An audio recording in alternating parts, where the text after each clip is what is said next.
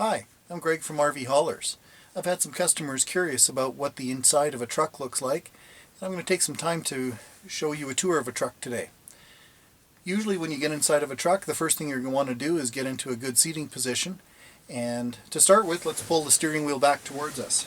Down on the floor, on the left-hand side, is a large pedal. You push that down, and the steering wheel comes back towards you. It also telescopes a little bit and goes into the dash to find a good position that you're comfortable with for driving.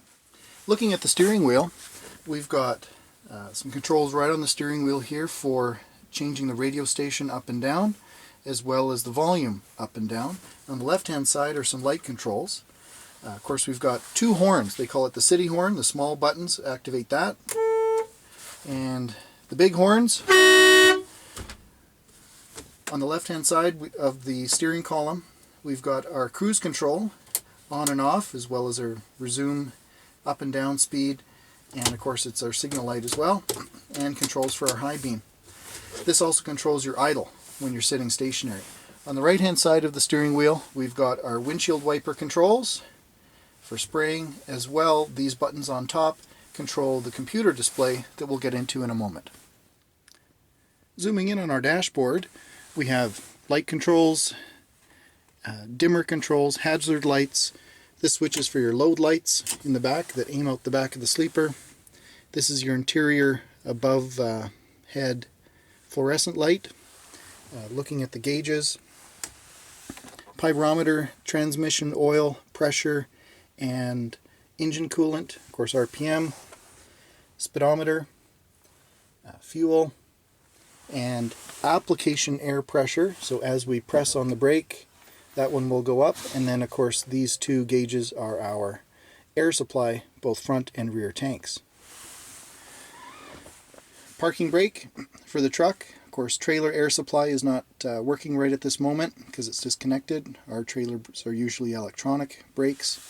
This is your differential lock, so this locks up your two rear wheels to spin at the same speed. Of course, the interaxle lock is not functioning right now because we've removed an axle. Moving a little forward, a little more to the right, this is the off position for the engine brake, kind of a low position and the high position. This is a Volvo engine, so it's got a 3 position.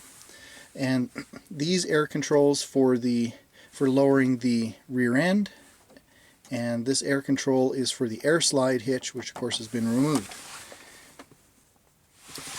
Air conditioning controls, this is kind of a average setup that you'll see. So we've got a few fan speeds, temperature, we have control over where we want the airflow to go, and your air conditioning and engine and the cabin air recirculation. And the stereo is quite nice. This one does have a satellite option available with it with a CD player. Looking a little bit lower, we've got some nice cup holders for the driver, and this is the Max Brake Air over Electric Brake Controller. The controls are electric brakes on the trailer. This is the remote control for the DVD screen up top, and most trucks also come with a remote control so that when you're sitting in the back of the sleeper you can control the stereo. They have another set of cup holders for the passenger and an ashtray. This Volvo 670 is equipped right now with the factory seats, which are really nice. Both the driver and the passenger are the same, and if we look down to the air controls that we have, we can adjust the height of the seat up and down. Can't see it, but it's going down. We've got bolsters and 3 lumbar air controls as well. Looking above the driver's position, we have a side visor that's adjustable for when the sun's to your left. It's got some good lighting. There's another visor underneath this overhead area that folds down. We've got glove boxes, CB radio, additional power outlets, and above the passenger seat, another very large glove box. Looking even higher, above the passenger side, there is some large storage compartments. There's the optional TV, DVD that hooks up to a computer as well. Lots of cubbies and storage above the driver's side also. Behind the passenger seat, we've got cabinets one in here. There's an open cubby, and this lower cabinet has a curtain rod inside, so you can hang your clothes, and another cabinet near to the floor. Behind the driver's seat, this is a common configuration of the cabinet. That lower cabinet is either a fridge or just for storage. In this case, this truck has just got storage in there. There's a slide-out tray and a drawer that comes out of the cabinet with cup holders. The controls in the back here are for running the rear air conditioner and heater. It also has an alarm clock and a control for the overhead light. Looking more to the bed in the back, this truck, as you can see, is outfitted with a lower bunk. This is not the workstation configuration, this is just a bed. Every truck we supply, we're going to put a new mattress in there for you and make sure that it has bedding when you pick it up so that you're ready to hit the road and be comfortable on your trip home. I get many inquiries about how we can handle the additional seating in these trucks. Now, this is a Volvo 670. All the trucks have the same width, so we've got about 6'6" width of space from wall to wall back here that we can work with. So when we take the bed out, and if we want to look at putting passenger seating in, the first thing you have to realize is that that cabinet behind the driver's seat has to come out to give us enough knee space and enough leg room for a seat to be there. If you want to go with a full width jackknife sofa, so a 3-person seat back here, this cabinet also has to come out behind the passenger. So you do lose a fair bit of storage space back here when you put in seats.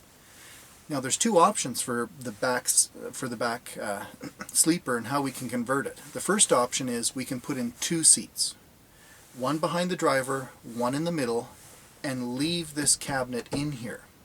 So we can put in air ride seats that have the seat belts, shoulder belts. They slide forwards and backwards. They recline really nice, so if you do want to have a nap back here, you can. But here's the crux, or the challenge, with these sleepers. Behind the passenger, right underneath this bed, there is an auxiliary air conditioning and heating unit, and it's on the floor.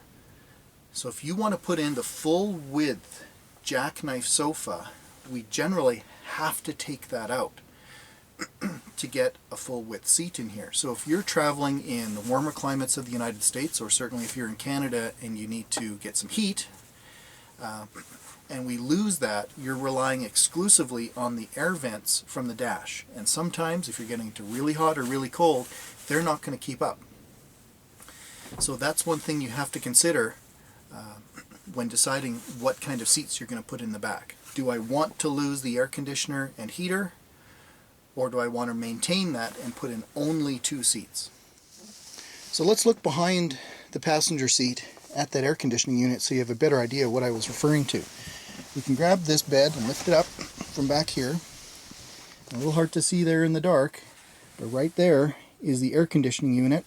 You can see that there's the intake vent, and up here on the wall, those are the exhaust vents. So that's where the cool air or warm air comes out of. So you can see, because that's on the floor, and that's right where the support of a jackknife sofa would go, we have to remove that. Now looking a little bit more underneath this bed, you can see that would be the central location we use for a seat. If we went with an air ride seat, and there in that storage space is where that support comes out, and we would put a second seat behind the driver there.